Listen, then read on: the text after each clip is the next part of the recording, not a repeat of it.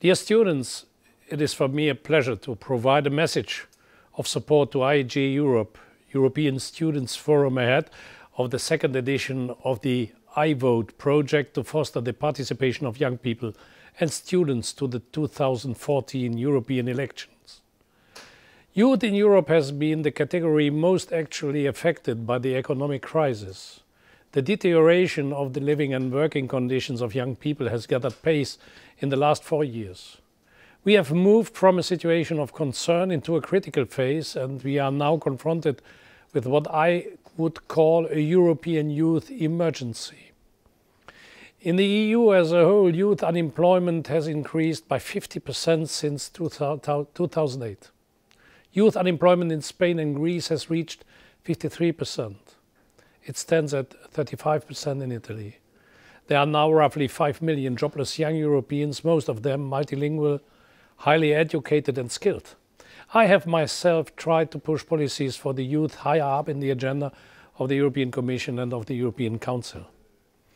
We should urgently come up with a plan for job guarantees for school leavers, such as already exists in some member states. We should have new legislation on the quality of traineeship and limits on the use of unpaid internships. European mobility must also be improved by means of language training and a system for more effective mutual recognition of qualification. Organizations like yours play a key role in ensuring that the youth dimension is streamlined in all European policies which affect youth both directly and indirectly. This is the case for policies currently being debated, such as the long-term budget of the European Union, the so-called multi-annual financial framework, or the debate over the Commission's proposal on the Erasmus for All programme. I particularly welcome your early involvement ahead of the next European election. The 2014 European election will in many respects be different from the ones which have preceded them.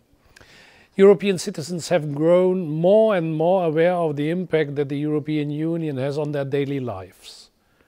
The next election will be their chance to endorse or sanction the way Europe was governed during the economic crisis, to steer the EU left or right, to make the issues which are dearest to them, to you, come to the front.